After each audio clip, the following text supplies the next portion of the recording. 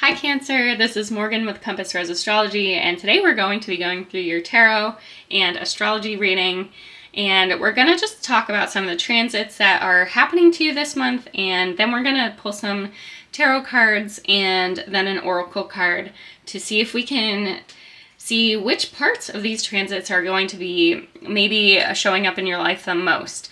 So which archetypes and symbols are you going to be experiencing, basically.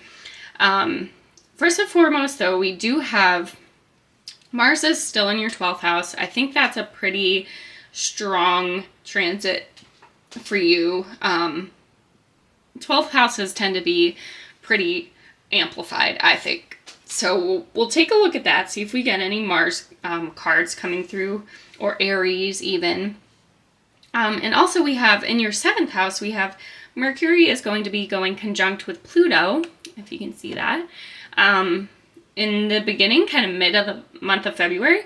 And I think that's going to be really strong for you. Pluto's been in your 7th house for a very long time, so I'm sure you are aware of that feeling. But having Mercury go over Pluto might kind of like amplify it a little bit more, kind of lend a little more to some expressions that you have regarding your 7th house, which is about like relationships, partnerships, how you feel towards the other, stuff like that. And then also between your 9th and 8th house, we have these two major conjunctions happening. We have Venus and Neptune coming together, along with the Sun and Saturn coming together. And that's happening actually on the same exact day. Lucky us, huh? So what this kind of indicates, we do have the 9th and the 8th house, which are very... the 9th house is kind of usually symbolizes your spirituality, higher education, could be publishing, the way you put your work out into the world. The 10th house is about your work, so we can see if that's actually going to happen, be activated this month. But then we have the 8th house, which relates to other people's like your karma with other people, like what they owe you, what you owe them. It could be inheritance, it could be debt or taxes, or your significant other's debts. I don't see this as a bad thing. I see whatever is happening in this house can be happening kind of slowly. When it comes into conjunction with the Sun, Saturn and the Sun, we get this air of kind of like authority and rigid kind of stoicism, rigid devotion, honestly, to something. So you might feel kind of karmically devoted to something or to see something through. And that's happening in relation to the 9th house as well, which is kind of like your spirituality or your belief system and what you tend to learn from maybe these karmic situations. And with Venus and Neptune happening there, that's really kind of symbolizes to me like the positive side of a soulmate. You know, it's really sweet, tender love and compassion and empathy and support with symbolism here. So it could be that you're a little coming into your own a little more with some vulnerable parts of you. Maybe you're not afraid to kind of finally talk about it when Mercury heads over Pluto. It could be something along those lines, or just really something touching your heartstrings that really makes you stand up for what you believe. So yeah, let's just jump into the tarot reading, and let me just cleanse the space first with this candle that I made for cleansing purposes, and we have a sage bundle too. So thank you, Spirit, so much. Please allow all clear messages to come through for Cancer, and we appreciate and all guided messages, and just hope for all clarity and positivity and most helpful ways for Cancer to come through in this reading. Thank you so much, Spirit. Okay, so let's see what cards we get for you, Cancer.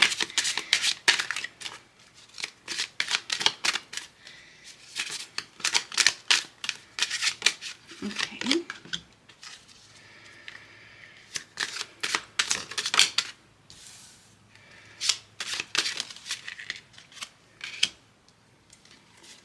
Okay. Let's see. So we have Two of Pentacles here for you on the bottom, Cancer. And I feel like you're feeling out of sorts here. You have some pretty heavy cards popping up right away. I'm not going to sugarcoat that, because typically having these 3 cards pop up together is very heavy, honestly. So I think you're going through a bit of heaviness right now. And this could be, maybe you feel completely like cracked open and raw right now. And it stems out of a feeling of loneliness and grief. I think you went through something recently. Not even recently, but you're kind of stuck. I feel like you're stuck, Cancer. We have Pluto in your 7th house. It's been there for quite some time, and I'm seeing a lot of air and pentacles, so we could have some earth and air signs that are being highlighted here for you, especially with the 12th house with Mars. So I think that you're still stuck in this kind of like feeling of grief and loss and being abandoned. I think that you were going through something that didn't didn't reach the potential that you were hoping. And it ended quickly.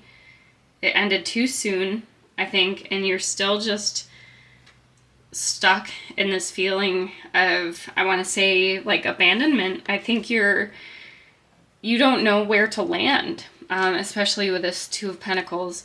There's this feeling of just like complete disconnect, and you're not sure what to do, how to move forward. You don't know how to get out of this horrible feeling, basically, of being completely ungrounded and detached, and really like your feelings are completely open and out there, and it's not helping you. It's instead keeping you stuck in this feeling of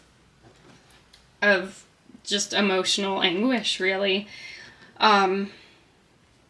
Let's see where did this come from?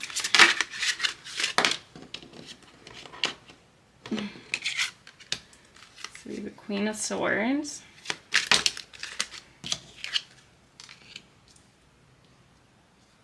Seven of Cups.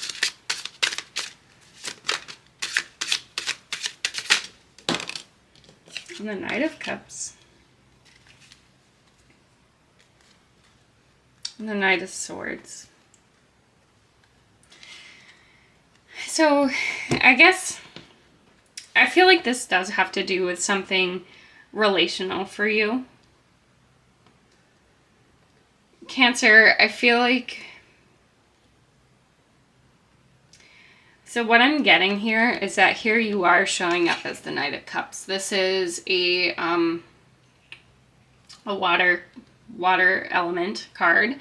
And I think that this is mostly how you're showing up. Like perhaps you put yourself out there and felt very vulnerable about something in your life. And there was somebody that was presenting themselves as the Queen of Swords in your life. And it could be someone that's very cold and detached and just saw your vulnerability as just another day in the life, maybe, which is pretty awful. Like they didn't take you at face value, and you feel unseen, and perhaps you were in a relationship with this person that's very harsh with their words, really didn't have a problem telling you what they thought, and also moved away from you quickly. I'm seeing with this Knight of Swords, there's just this feeling of quick movement away, and it's left you completely gutted. Like you felt like an option to them rather than like the devoted person that you are, Cancer. Which is very hard to get out of, like, this person that you really felt kind of vulnerable with, and that maybe you felt like some real strong spiritual connection with them. Maybe something completely transcendental. With this 9th house, we have Venus and Neptune. It could be something that made you feel completely discombobulated and also like really devoted to this person. Like we have, you can see in the cards that you are going towards this person, and it's just a feeling of being cut off and rejected and left behind is what I'm feeling here. And this is an interesting reading, Cancer. I think Pluto is really lighting up that feeling for you. I knew it. I knew we needed like a lot of cards. I don't know how long this is going. Wow. Interesting.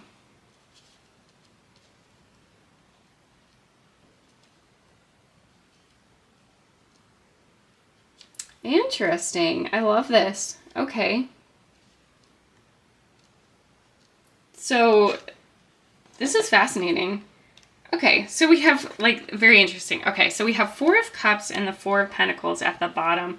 And typically when I'm looking at the 4 of Cups, I kind of think that this means that there might have been this just, like, you're stuck, you're stuck, and you're not able to kind of see the way out here. And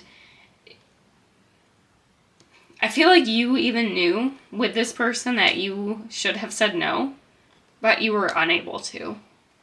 And we have the 4 of Cups here, which also shows that just like you couldn't see the whole part of this situation. Like, sure, this person might have felt like your person initially, but they were completely, like, you weren't, there was like this real disconnect. Like, we have a Knight and then a Queen, and not saying that there is like a level here between the two of you, but there is definitely this sense of imbalance in your ability to express your emotions between the two of you. I really think that you were able to express your emotions a little bit more, especially considering the Queen of Swords just doesn't do that. And I really think that you put yourself out on the line here, and you felt rejected for it. And there was just this inability for you to say no. There was this, and especially with Saturn in your 8th house, being able to say no to some sort of karmic debt, right? And you're finally realizing that no was the best for you, even though maybe you weren't able to get there. You're finally coming out of this haze of loss and grief, and you're feeling this detachment from something that you didn't know how to get out of. Like this sense of really kind of dark shadow feelings that you were having. And you're finally able to really take a look. I love this. It's a great progression, because like once you finally allow yourself to disconnect from this connection and really take a look at yourself, your inner truth, maybe even I completely just forgot and remembered, like the 4 of Cups, this means like get off social media. So if you're stuck on social media looking at something being like,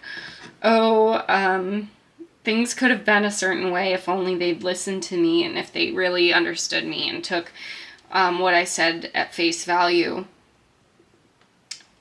and they just never believed me, or never really took what I said seriously, or never connected with me the way that I wanted them to, make sure you just stop checking out their social media stuff if that's what you're doing, or try to stop and just kind of disconnect is what I'm saying from those emotions. This cup you offered them, make sure you disconnect, because it's going to allow you to get out of your thoughts, get out of those engrossed thoughts, really allow yourself to disconnect, and it kind of shifts you into this really great, like, 9 of Pentacles energy.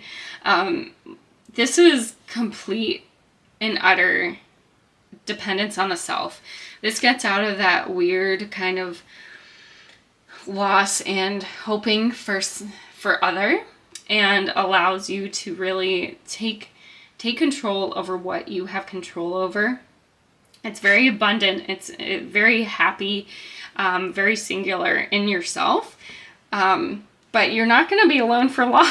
Like this is incredible. It's really, I think, I really do think this card is actually telling you that, like, sometimes there are karmic ties that come from the past, come from, whether you believe in past lives or anything, there are often themes that come up in our lives that we have to go through, like, over and over and over, and it can be really tiring sometimes. But this is telling you that it was just another turn of the wheel. It might be something that you experienced when you were a kid, and it could have, like, really triggered some feelings in you that you just thought were dormant, that you thought you'd gone over. But this is a bit of a karmic tie that you're just being forced to work with. Maybe eventually you're going to be forced to go through it again, to say no to something that just doesn't serve you and doesn't equal you on the same level, that it's not there for you. And when that time comes, you're going to be able to find that 10 of Pentacles. Like, you are on your pathway, you are finding it. This is like the happiness, great family card. Like, you, with your person, with your little love, fur babies, or like actual babies if that's what you want, or it could be like building a career and a job and a home together. This is really a wonderful card to end with, Cancer, because I think maybe you lost sight, like, do I even want that anymore? Because I wanted it with this person and it's just not happening.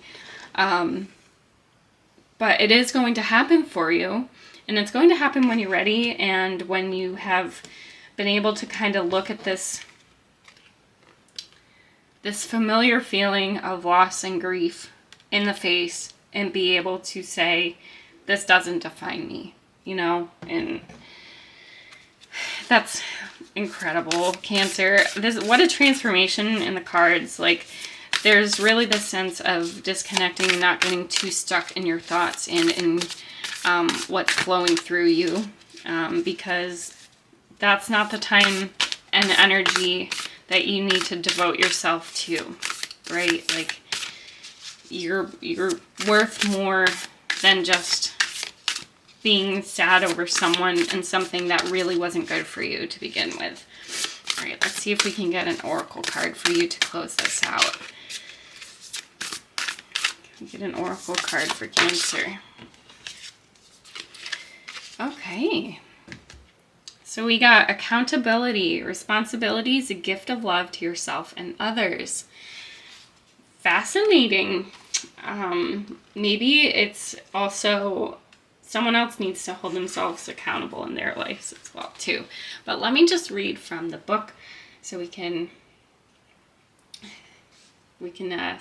and see how this message comes together. So when we take responsibility for our choices, we gain integrity and the right relationship with ourselves. Optimally, our decisions are conscious ones made with consideration for the likely consequences of all involved. However, this is not always the case. In life, we learn as we go. As we become aware of a more beneficial way to handle ourselves, others, and life, we do so accordingly. We maximize our chances of this when we remain open to addressing any damage or ill feelings that arise toward ourselves and others. When we can accept constructive feedback and are open to alternative points of view on our behavior, opinions, understandings, and choices, we become enriched, more aware, and better equipped to deal gracefully with whatever life confronts us with going forward. Being approachable and okay with being called out on our less than finest moments results in bridges being built instead of walls. The refusal to acknowledge our flaws and imperfections that show up in moments of poor discernment and behavior thwarts our growth in inner harmony. The work required to address our shortcomings can trigger challenging feelings of failure, insecurity, denial, anger, resentment, fear, self-loathing, and shame. When we do not work through these uncomfortable emotions, they have the potential to keep us stuck. To embody the profound truth that there is nothing to feel ashamed of when we experience an uncomfortable learning curve frees us to take responsibility and release ourselves from the stuckness that otherwise ensues. Life gets easier and infinitely more beautiful and warm the second we accept that we, like everyone else, are inhumanly imperfect, and that this is perfectly acceptable. Amends and compassion, acceptance over our and others' flaws and imperfections, heals and strengthens all parties involved. It is also a way to deepen the bond between ourselves and others. I love that, Cancer. That's such a wonderful way to kind of tie everything up. And it's about like feeling stuck because maybe like you feel like you were imperfect, or somebody else is imperfect, and there's just this like sense of resentment and grief and loss here. And there's a way to move forward, and it's to not focus on feeling like you did something wrong or that you are something wrong or you're not good enough, because everyone, and like holding a sense of resentment as well isn't good for other people, and it's not good for you most of all. So I hope this reading resonated with you, Cancer. I'll keep that up for you. Let me know if you have any stories that might relate to the astrology of this month, or that you might want to share that kind of coincide with your reading. And I really look forward to talking to you in the next video. Bye.